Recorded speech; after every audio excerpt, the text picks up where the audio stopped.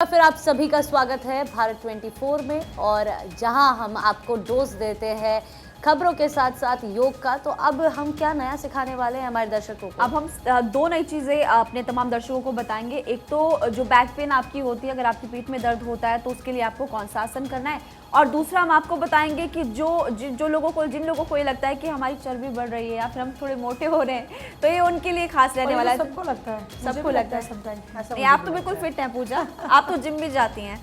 ठीक है, तो मैं वो करके बता रही हूँ आसन आपको, और आयुषी आपको एक्सप्लेन करेंगे कि कैसे आपको करना है। तो देखिए, सबसे पहले आयुषी आप बताइए कि किस तरह से करना है। ठीक है, तो आपको मैट में देखिए घुटनों के बल और हाथ के बैलेंस के साथ एक पैर को अपने दूसरे घुटने को क्रॉस करते हुए इस पोजीशन को होल्ड करना है महिमा। ठीक है, स्ट्रेच करके आपको अपनी बैक पे देखिए एक आर्क बनाना होगा। आप जितना ज़्यादा खुद को नीचे पुश कर सकते हैं और गर्दन को ऊपर खींच सकते हैं, और उसके बाद उसी का अपोजिट यानी कि कैट काउ पोज जनरली हम इसको कहते हैं। इसमें फ़र्क ये है कि महिमा के पैरों पे अगर आप ध्यान देंगी तो उन्होंने अपने राइट पैर से लेफ्ट पैर को क्रॉस कर रखा है, और ठीक इसी तरह से आपको दूसरे पैर के साथ भी करना है। ये लेग की पोजीशन आप ध्यान रख लीजिए। और बाकी कैट काउ पोज जनरली इसको कहा जाता है जब आप अपनी कमर से पहले आर्क बनाते हैं और उसके बाद एक डोम बनाते हैं। तो ये इससे चर्बी, इससे बैक के लिए है। ठीक है, चर्बी। और अगर आपको अपना पेट कम करना है तो उसके लिए कुछ नहीं करना है आपको, बस अपने घर पे आप अभी बैठे हुए हैं, आप हमारे साथ साथ भी कर सकते हैं। अपनी लेग्स को थोड़ा रेस करें और अपने हाथ को, और ये करना है। अच्छा, ठीक है। चाहे तो आप वैसे इसको होल्ड भी कर सकते हैं, उससे भी आपके एब्डोमिनल एरिया पर काफ़ी इफेक्ट देखने को मिलेगा। लेकिन हम साइड से करके बताते हैं। चलिए, ठीक है, महिमा जिस तरह से आपको बता रही हैं ठीक इस तरह से हम करेंगे। ठीक है, ये क्रंचेस की तरह जो जिम में हम क्रंचेस करते हैं, हाँ, ठीक उसी तरह से है। तो आपको ये दो आसन करने हैं। अगर आप इनको करेंगे तो एक तो आपकी पीठ की दर्द चली जाएगी, और अगर आपको लगता है कि आपका फैट बढ़ रहा है, साइड फैट, तो आप इसको भी कर सकते हैं और आपका मोटापा हो जाएगा कम। पूजा, देखिए ये तो बड़ी अच्छी बात बताई है आयुषी और महिमा ने। इसीलिए हम कहते हैं कि यहाँ पर आपको मिलता है कंप्लीट पैकेज, यहाँ पर आपको मिलता है डबल डोज। खबरों से भी आप बाखबर होते हैं, साथ ही साथ सेहतमंद रहने के भी तरीके आपको सीखने को मिलते हैं। और देखिए, अब चलिए आगे बढ़ रहे हैं, खबरों की तरफ रुख करते हुए दिल्ली की बात करेंगे। दिल्ली में लगातार आप देख रहे हैं कि क्राइम की खबरें बहुत ज़्यादा आ रही हैं। इस बार एक बार फिर से गोली मारी गई दिल्ली में युवक को। दयालपुर इलाके में युवक को गोली मार दी गई। शक्ति विहार का रहने वाला था ये इमरान। पुलिस शोएब उर्फ बब्बर की तलाश कर रही है। आपसी रंजिश में गोली मारी गई। इमरान को अस्पताल में भर्ती कराया गया। मामले की जांच में जुटी हुई है पुलिस। देखिए, कई तरह की तमाम खबरें सामने आ रही हैं। बड़ी बात यह कि आपको ये भी याद होगा भी हाल ही में भी एक वो दिल दहला देने वाली तस्वीर सामने आई थी, जिसमें वो चाकू से लगातार एक लड़के को घूमता हुआ नजर आ रहा था। और अभी दिल्ली में युवक को फिर गोली मार दी गई। दयालपुर इलाके के अंदर युवक को गोली मारी गई है। और दिल्ली का ये वैसे भी वो इलाका है जहाँ पर आमतौर पर क्राइम रेट बहुत ज़्यादा रहता है। पुलिस शोएब उर्फ बब्बर की तलाश कर रही है, ये बड़ी खबर है इस वक्त की। आपसी रंजिश में ही गोली मारी गई। पुलिस की ओर से जानकारी दी गई है कि जो गोली मारी गई है वो आपसी रंजिश के कारण मारी गई। दिल्ली में युवक को गोली मारी गई। लेकिन एक सवाल बार बार ये उठता है कि क्यों कानून का इकबाल बुलंद नहीं हो रहा, क्यों कानून का खौफ नहीं है? क्योंकि अगर कानून का खौफ होता, अगर पुलिस का डर होता, तो अपराधी इस तरह के अपराध करने में 100 दफ़ा सोचे। लेकिन यहाँ हम देख रहे हैं कि आए दिन इस तरह की तमाम घटनाएं सामने आ रही हैं। दिल्ली के दयालपुर की ये घटना, और इससे पहले दिल्ली के वेलकम इलाके से भी इस तरीके से चाकू घोंपकर हत्या की वारदात को अंजाम दिया गया था। फिलहाल दिल्ली पुलिस अलर्ट मोड पर कार्रवाई लगातार जारी। आगे बढ़ते हैं, कोची से खबर आपको बताते हैं। कोची में CUSAH यूनिवर्सिटी में भगदड़ का मामला सामने आया है। केरल सरकार ने कुलपति से रिपोर्ट मांगी है। फिलहाल केरल सरकार ने मुख्य सचिव से भी रिपोर्ट मांगी है, और इस भगदड़ में काफी लोग घायल हुए, ये भी जानकारी मिल रही थी। और ये बड़ा मामला फिलहाल कोची से सामने आया, जहां पर CUSAH यूनिवर्सिटी में भगदड़ हो गई, और भगदड़ के पूरे मामले में फिलहाल कार्रवाई करते हुए पुलिस आगे आई है। मामले की रिपोर्ट मांगी गई है। केरल सरकार ने कुलपति से रिपोर्ट मांगी है, और आखिरकार वजह पूछी गई है कि किस तरीके से भगदड़ हो गई। क्या व्यवस्था चाक चौबंद नहीं थी? जब इतनी बड़ी तादाद में बच्चे और स्टूडेंट्स यूनिवर्सिटी में मौजूद थे, तो सुरक्षा बल या फिर जो अथॉरिटी थी, उन्होंने सही डिसीजंस क्यों नहीं लिए? पर्याप्त मात्रा में यहाँ पर सिक्योरिटी पर्सनल्स की डिप्लॉयमेंट क्यों नहीं थी? ऐसे तमाम सवाल फिलहाल खड़े हो रहे हैं। कोची से खबर, CUSAH यूनिवर्सिटी में भगदड़ का मामला। आगे बढ़ते अगली बड़ी खबर आप देख लीजिए। नैनीताल में कार खाई में गिरी, 5 लोगों की मौत। बागनी गांव के पास गहरी खाई में गाड़ी गिर गई। नैनीताल से खबर मिल रही, कार में सवार 5 लोगों की मौके पर मौत हो गई है। पहाड़ों पर आप खूब भी जानते हैं कि कई बार ऐसे मोड़ होते हैं जिसकी वजह से लोगों को अपनी जान गंवानी पड़ती है। नैनीताल में खाई में कार गिर गई। इसी बीच बागनी गांव के पास से गहरी खाई थी, वहां पर गाड़ी गिर गई। इसमें अब दुखद खबर ये मिल रही है कि 5 लोगों की मौत हो चुकी है। देखिए, बागनी गांव के पास में गहरी खाई में एक कार जा गिरी। नैनीताल में कार खाई में गिरी जिसमें 5 लोगों की जान चली गई। और बागनी गांव के पास एक खाई में गिरी कार है। देखिए, आमतौर पहाड़ों से इस तरह की खबरें आती हैं जहां पर खाई में कार गिर जाती है। नैनीताल में भी ऐसा ही हुआ। अब ये ओवर स्पीड का मामला था, वहाँ पर क्या तेज़ गति में कार चल रही थी या फिर घुमावदार पहाड़ थे जहाँ पर बैलेंस नहीं कर पाई कार। अब या आगे क्या रीज़न रहा ये अभी तक क्लियर नहीं हो पा, लेकिन बागनी गाँव के पास गहरी खाई में कार गिरने से 5 लोगों की जान चली गई। और चलिए इसी के साथ आगे बढ़ते हुए आपको बता दें कि पी चिदम्बरम की धर्मनिरपेक्ष पर प्रतिक्रिया सामने आई है। तुष्टीकरण शब्द को बदनाम करने की कोशिश ये चिदम्बरम द्वारा कहा गया। आप हिंदू हैं तो आधे नागरिक, ये भी उनके द्वारा कहा गया। आप मुस्लिम हैं तो नागरिक नहीं। एक दल हिंदुओं को उम्मीदवार बना रहा। ये तमाम बातें पी चिदम्बरम द्वारा कही गई। पूजा देखिए, पी चिदम्बरम की धर्मनिरपेक्ष पर ये प्रतिक्रिया, और वो इस पर बात करते हुए नजर आते हैं। कहते हैं पी चिदम्बरम की धर्मनिरपेक्ष को बात रखते हुए कि तुष्टीकरण शब्द को बदनाम करने की कोशिश की जा रही है। तुष्टीकरण शब्द को बदनाम करने की कोशिश हो रही है। आप हिंदू हैं तो आधे नागरिक, आप मुस्लिम हैं तो नागरिक ही नहीं।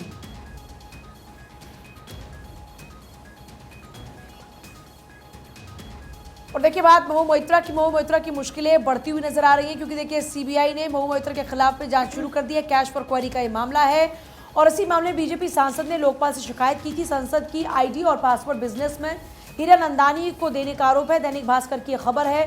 और देखिए, ये मामला बहुत ज़्यादा सुर्खियों में रहा। आप लगातार जान रहे हैं कि महू मोइत्रा की मुश्किलें बढ़ती नजर आ रही हैं। पहले एथिक्स कमेटी की जांच होती है जिसके अंदर सिफारिश की जाती है कि उनकी संसदीय सदस्यता जाए, और अब कैश फॉर क्वेरी मामले में जांच सीबीआई की। बीजेपी सांसद ने लोकपाल से शिकायत की थी। अब मामले में सीबीआई जांच, तो जाहिर तौर पर महू मोइत्रा की मुश्किलें बढ़ती हुई नजर आ रही है। और इससे खास बात यह है कि अभी तक ममता बनर्जी बहुत ज़्यादा खुलकर इस मामले को कुछ बोलती हुई नजर नहीं आ रही थी इस पर, और अब वो भी कहती हुई नजर आई कि महुआ मोइत्रा को फंसाया जा रहा है। और महुआ मोइत्रा बार बार यही बात दोहराती हुई नजर आ रही हैं। लेकिन हीरानंदानी का वो एक लंबा सा खत जिसमें बार बार लिखा हुआ है कि गिफ्ट्स की एवज में, और उनको इस तरह के जो कई गिफ्ट दिए गए, इसी एवज में आईडी उनके पास थी, लॉगिन किया गया और कई दफ़ा लॉगिन किया गया। अच्छा पूजा, क्योंकि दोनों तरफ से ये आरोप प्रत्यारोप का दौर जारी है, जहां महू मोइत्रा कह रही है कि ऐसा तो कुछ हुआ ही नहीं है। उम्मीद है कि मुझे निशाना बनाने से पहले 13,000 करोड़ रुपए का अडानी कोयला घोटाला सीबीआई की पी का विषय बनेगा और उसके ऊपर जांच पड़ताल की जाएगी। महू मोइत्रा ये कह रही है। और हेडलाइंस का अगर मैं जिक्र करूं तो यहाँ पर अखबार मेरे पास राष्ट्रीय सहारा, और उसमें हेडलाइन दी गई है सीबीआई भी हुई सक्रिय, मुश्किलों में महुआ मोइत्रा। फ्रंट पेज पर हेडलाइन दी गई है और उसमें बताया गया कि सीबीआई ने तृणमूल कांग्रेस की लोकसभा सदस्य हुई महुआ मोइत्रा के खिलाफ में प्रारंभिक जांच भ्रष्टाचार निरोधक निकाय लोकपाल से मामले को संदर्भित किए जाने पर दर्ज कर ली है और इन्वेस्टिगेशन आगे बढ़ाई जा रही है। क्या कुछ होता है आगे, नजरें लगातार हमारी बनी हुई है। आगे बात करते हैं बेंगलुरु से आ रही खबर की। बेंगलुरु में हुआ 36वां लवासा सम्मेलन। सीजीआई जस्टिस डीवाई चंद्रचूड़ ने सत्र को वर्चुअली संबोधित किया। राज्य में सामाजिक असमानताओं पर चर्चा इस दौरान की गई। सीजीआई के द्वारा कहा गया कि राज्य में अभी भी जातिगत असमानता है। असमानताओं पर सरकार का हस्तक्षेप जरूरी है। सरकार की अनदेखी प्रभावशाली समूहों को कमजोर वर्गों पर अत्याचार करने की अनुमति देती है। द इंडियन एक्सप्रेस के हवाले से यह खबर हम आपको बता रहे हैं। आगे बढ़ते देखिए, सीजीआई चंद्रचूड़ ने एआई को लेकर जाहिर की है चिंता। आर्टिफिशियल इंटेलिजेंस को लेकर उन्होंने क्या कुछ कहा वो आपको बताते हैं। उन्होंने कहा एआई के गलत इस्तेमाल से टेंशन काफी ज्यादा बढ़ गई है। शिक्षा से लेकर कंप्यूटर तक एआई तेजी से पैर पसार रहा है। एआई के दुरुपयोग और इससे भ्रम फैलाने के लिए काफी खतरे। तकनीक का उपयोग आसान करने का ढूंढना होगा उपाय। द इंडियन एक्सप्रेस में इस खबर को फिलहाल प्रमुखता से बताया गया। बखूबी जानते हैं कि आजकल आर्टिफिशियल इंटेलिजेंस से कुछ भी हो सकता है। सोशल मीडिया पर आप खबरें देखते होंगे, ऐसी ऐसी तस्वीरें देखते होंगे जिस पर यकीन कर पाना मुश्किल है कि भाई ये रियल भी है। मतलब होता वो फेक ही है, बट ऐसा लगता है कि वो रियल है। आयुष, बिल्कुल, डीप फेक की वजह से काफ़ी लोगों की परेशानियां बढ़ चुकी है कि अगर इस तरह का हादसा हमारे साथ हो जाए तो हम क्या करेंगे। बहरहाल आपको बता दें कि सुपर टेक के खिलाफ ईडी का एक्शन। ईडी ने डीएलएफ परिसर में की छापेमारी और ऐसे में गुरुग्राम के डीएलएफ ऑफिस की तलाशी भी ली गई। मनी लॉन्ड्रिंग मामले में ईडी की एक कार्रवाई देखने को मिली, जहां आपको बता दें सुपर टेक पर 164 करोड़ की धोखाधड़ी का आरोप है और ऐसे में अब जांच पड़ताल के बाद चीजें चीज़ें निकल कर सामने आएगी कि आखिर यह आरोप किस हद तक सच है। देखिए, ईडी ने डीएलएफ परिसर में छापेमारी भी की और आपको बता दें इसी के साथ 164 करोड़ का मनी लॉन्ड्रिंग का आरोप है, जिसको लेकर ईडी ने ये कार्रवाई की। और अब बात एक बार फिर से राजस्थान इलेक्शन की। मतदान हुआ संपन्न और शुरू हुआ विचार विमर्श का दौर। भाजपा कांग्रेस अपने अपने दावों में जुटी हैं। वसुंधरा राजे ने गांव में दही रोटी खाई। चुनाव के बाद में सीएम गहलोत ने कहा, ईश्वर से प्रार्थना है आपकी सेवा कर सकूं। उन्होंने कांग्रेस की जीत पर भरोसा भी जताया, कहा कि कांग्रेस फिर सत्ता में लौटेगी। दैनिक जागरण की ये खबर है। देखिए, वार पलटवार का सिलसिला देखने को मिला, क्योंकि हमने देखा कि जैसे ही वोटिंग प्रोसेस भी शुरू हुआ तब भी नेता आपस में खूब बयानबाजी कहते हुए नजर आते। अब जरा सुनिए वसुंधरा राजे ने क्या कहा, अशोक गहलोत ने क्या कहा। की क्रेडिबिलिटी बहुत हाई है, बहुत हाई क्रेडिबिलिटी गारंटियों की है। सरकार पुनः रिपीट होगी इस बार। उनकी बातों में कोई दम नहीं है। ये चुनाव मोदी जी का नहीं है, विधानसभा चुनाव है। 25 साल के बाद में, आज के बाद में ये सब लोग गायब हो जाएंगे। ये 5 साल बाद आएंगे सब लोग। हम लोग यहीं रहेंगे, हम जनता के बीच जाएंगे, उनके सुख दुख में भागीदार बनेंगे, विकास की बात करेंगे, आते जाते रहेंगे उनके बीच में। वो नहीं आने वाले। 5 साल बाद आएंगे सब लोग। आप समझ सकते हो जनता की हाथ रहेगी। मैंने कहा मेरा आग्रह सबसे है, स्पेशली नव मतदाताओं से, कि वो लोग सब आएं, अपना जोरदार तरीके से अपना वोट कास्ट करें, कमल खिलाएं और देश के लिए एक बड़ा कदम उठाएं सब मिलके। मैम क्या लगता है? तो देखिए, फिलहाल राजस्थान चुनाव संपन्न हुए। इस बीच राजस्थान के लोगों ने पीएम पर भरोसा जताया। वसुंधरा राजे ने कांग्रेस को लेकर बड़ी बातें कही। अभी आप उन बातों को सुन भी रहे थे। विकास पर भरोसा जताते हुए लगा दी मोहर। वसुंधरा राजे ने कहा, कांग्रेस के झूठे वादों को खारिज कर दिया राजे ने। इस बीच नतीजे 3 दिसंबर को घोषित किए जाएंगे। नजरें नतीजों के ऊपर सबकी हैं, क्योंकि चुनाव बेहद दिलचस्प रहे। कांग्रेस के झूठे वादों को खारिज कर दिया गया राज्य के द्वारा। जागरण के हवाले से खबर बता रहे हैं। और देखिए, अगर मैं अखबारों की बात करूं तो अखबारों में भी यही बताया गया है कि राज्य में जो चुनाव हुआ वो कांग्रेस और बीजेपी के बीच में रहा और अपनी अपनी पार्टी को जनादेश मिलने की उम्मीद यहां पर दोनों पॉलिटिकल पार्टीज के द्वारा, कांग्रेस हो या फिर वो बीजेपी हो, उनके द्वारा जताई जा रही है। आगे बढ़ते हैं और देखिए आगे आपको खबर बताएंगे। उत्तराखंड टनल रेस्क्यू से जुड़ी हुई लोगों को बचाने के लिए झोंकी पूरी ताकत। एजेंसियों ने बचाने के लिए ताकत झोंकी है। सुरंग निर्माण कंपनी से डिजाइन मंगवाया गया। ऑगर मशीन के असफल होने के बाद क्या क्या विकल्प, इस पर तलाश की जा रही है लगातार। और देखिए, तमाम अखबारों में इसका जिक्र भी किया गया। वर्टिकल ड्रिलिंग के लिए बचाव एजेंसियां तत्पर है। पाइल ड्रिलिंग मशीन पहाड़ी पर पहुंच रही है। सुरंग में कंपन होने के कारण मशीन रोकी गई। पहाड़ी पर बनाए गए बेंच पर मशीन को रखा गया। डिजाइन को मंगाकर पूरा प्लान तैयार किया गया, जिससे बाधाओं को पार करने के लिए कोशिश की जा सके। जागरण में इस खबर को प्रमुखता से बताया गया। लेकिन देखिए, सबसे बड़ी बात कि ऑगर मशीन का टूटा हिस्सा नई बाधा अब लगातार बनता जा रहा है। पहाड़ों पर आप देख सकते हैं, वैसे मौसम एक बड़ी चुनौती होता है। ऊंची ऊंची चोटियों पर इस वक्त बर्फबारी हो रही है, जिसकी वजह से कई जगहों के तो रास्ते पूरी तरह से भी ब्लॉक पड़े हैं, बंद पड़े, जिसकी वजह से अगर आप मशीनों को बुलवा भी रहे तो कई जगहों पर रास्ते ब्लॉक होने की वजह से 2 या 3 दिन लग जा रहे मशीन को वहां से निकलने में। बीआरओ आता है, फिर सड़क की सफाई होती है, उसके बाद बर्फ वहां से हटाई जाती है, रास्ते ठीक किए जाते हैं, फिर वहां से आगे मशीन निकलती है। लेकिन सबसे बड़ी बात, 41 श्रमिक जो इस वक्त फंसे हुए हैं उनको बचाना सबसे बड़ी प्राथमिकता है। खुद प्रधानमंत्री की नजरें इस पर बनी हुई है और प्लान लगातार तैयार किए जा रहे हैं। इनफैक्ट हमने देखा है कि ऑस्ट्रेलिया से भी एक टीम यहाँ पर पहुंची हुई है, आयुषी, जो कि फिलहाल डिजाइन बना रही है, तैयारी कर रही है और उनका ये कहना है कि हम जल्दी इन मजदूरों को सुरक्षित बाहर निकाल देंगे। देखिए महिमा, ये थोड़ी सी दुखद खबर है कि जो श्रमिक है वो निकल नहीं पा रहे हैं बाहर, क्योंकि लास्ट मैंने जो खबर खुद पढ़ी थी वो ये थी कि 10 मीटर का फासला रह गया है। हालांकि उसके बाद अपडेट्स भारत 24 सबसे पहले आप तक पहुंचाता ही है, लेकिन ऐसे में देखिए अब बातें ये भी सामने आ रही है। पंजाब केसरी का फ्रंट पेज फिलहाल मेरे पास है और फ्रंट पेज पे ये खबर, आर्टिकल जो नीचे छपा है, क्रिसमस तक श्रमिकों के निकलने की उम्मीद है। फिर तो 25 दिन और हो गए। अच्छा, इसी बात का जिक्र मेरे अखबार में भी किया गया है, नवभारत मेरे पास है और यहाँ पर लिखा गया है, जिस ऑस्ट्रेलियाई एक्सपर्ट टीम का आप जिक्र करी थी, विदेशी एक्सपर्ट ओनाल्ड डिक्स बोले कि जल्दबाजी से मुश्किलें बढ़ेंगी, 25 दिसंबर से पहले निकलना मुश्किल। यहाँ पर कोट अनकोट करके इस बात का जिक्र किया गया है। तो ये तो हैरान कर देने वाली खबर है महिमा, जहां हम लोग उम्मीद लगाए बैठे हैं कि शायद 1 दिन और, शायद 2 दिन और, लेकिन अखबार तो कह रहे हैं कि 25 दिसंबर पूजा। और शायद यही कारण है पूजा, भी हम खबरों में जिक्र कर रहे थे कि वहां पर बीएसएनएल की वायर्स अब बिछानी शुरू कर दी गई सबसे हैं। इंपॉर्टेंट बात है कि अभी तक मशीनों के जरिए खुदाई की बात हो रही थी, लेकिन अब हाथ पे फिर से वापस लौटना पड़ेगा, यानी जो वहां पर मलबा है उसको हटाने के लिए जो खुदाई होगी वो हाथ से की जाएगी, क्योंकि मशीनों का इस्तेमाल करते हुए कंपन पैदा हो रहा है और कंपन से जो टनल का और हिस्सा वो गिर सकता है और इससे मुश्किलें बढ़ सकती हैं। इसीलिए अब फिर से मैनुअल वे में वहाँ पर जो परेशानी है उनको दूर करने की कोशिश की जाएगी। और चलिए आगे बढ़ते हैं। बात संविधान की भावना गणतंत्र का मार्गदर्शन करती है। भारत का संविधान 26 नवंबर 1949 को अपनाया गया। देश में किसी ज़माने में राजतंत्र होता था। संविधान स्वतंत्रता समानता का अधिकार देता है। संविधान से देश का सिस्टम चलता है। हिंदुस्तान टाइम्स के हवाले से खबर है जहाँ पर संविधान की भावना और गणतंत्र का मार्गदर्शन, इन बातों का जिक्र है।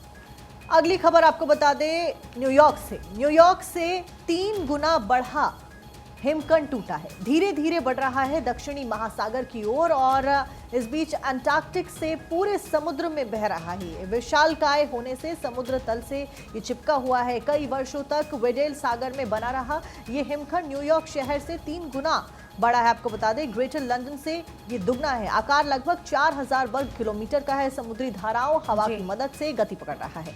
देखिए न्यूयॉर्क से 3 गुना बड़ा जो आप हिमखंड की बात कह रहे हैं, हिमखंड दरअसल जैसे आपने देखा है कि लैंडस्लाइड होता है, भूस्खलन होता है और मिट्टी गिरकर आती है, उसी तरह से बर्फ का एक बहुत बड़ा टुकड़ा होता है। और उसमें हमने अमूमन देखा है कि जो ऊंची ऊंची चोटी पर अगर हिमखंड आता है तो उसमें कई लोग जब इसकी चपेट में आते हैं तो जान भी चली जाती है और ये फिलहाल चिंता करने वाली खबर है। आगे बढ़ते हैं और देखिए अगली खबर आपको बताएंगे। सैम ऑल्टमैन ने ओपन एआई सीईओ के रूप में वापसी की है। बड़े नाम वाले जनरेटिव आर्टिफिशियल इंटेलिजेंस ग्रुप के सीईओ बने ऑल्टमैन। कुछ दिन पहले ही किए थे बर्खास्त और सोशल मीडिया प्लेटफॉर्म यानी कि सह संस्थापक ग्रेग ब्रॉकमैन भी अब वापसी करेंगे। खबरें फिलहाल चल रही है। ऑल्टमैन के निष्कासन के बाद पद छोड़ दिया था। द इंडियन एक्सप्रेस में इस खबर को फिलहाल प्रमुखता से बताया गया है। आयुष, देखिए हरियाणा में बुजुर्गों का पेंशन लेने से इनकार। 40,000 बुजुर्गों ने पेंशन लेने से मना कर दिया है। बुजुर्ग पेंशन पात्र होने पर भी नहीं ली पेंशन। सरकार के बचे 100 करोड़ रुपए और ऐसे में इस राशि से सेवा आश्रम बनाएंगे, ये मुख्यमंत्री ने कह दिया है। मुख्यमंत्री ने पेंशन ना लेने वाले बुजुर्गों से बात की। दैनिक भास्कर के हवाले से ये खबर आप तक पहुंचा रहे हैं, लेकिन क्योंकि आप हरियाणा काफ़ी अच्छे से समझती हैं पूजा, ज़रा दर्शकों को बताएं कि आखिर वहाँ पर ऐसा क्या मसला चल रहा है, किस बात से खफा है बुजुर्ग जो पेंशन नहीं लेना चाह रहे हैं। देखिए यूँ तो अगर हरियाणा सरकार की बात करें, बुजुर्गों की पेंशन को लेकर काफ़ी जो प्रोसेस है वो स्मूथ किया गया, लेकिन फिर भी जो बुजुर्गों की नाराज़गी है वो लगातार बढ़ती जा रही है और यही वजह है कि उन्होंने पेंशन लेने से इनकार कर दिया। हालांकि बहुत स्मूथ सिस्टम, मतलब हरियाणा में अब ये हो गया कि जैसे ही आपकी 60 साल पूरी होगी ऑटोमेटिकली आपके खाते में आपकी जो पेंशन योजना के तहत राशि है वो आनी शुरू हो जाएगी। अब चलिए आगे बढ़ते हैं। 60 साल पहले रोकनी पड़ी थी टनल योजना। उत्तरकाशी टनल योजना पहले रोकनी पड़ी थी।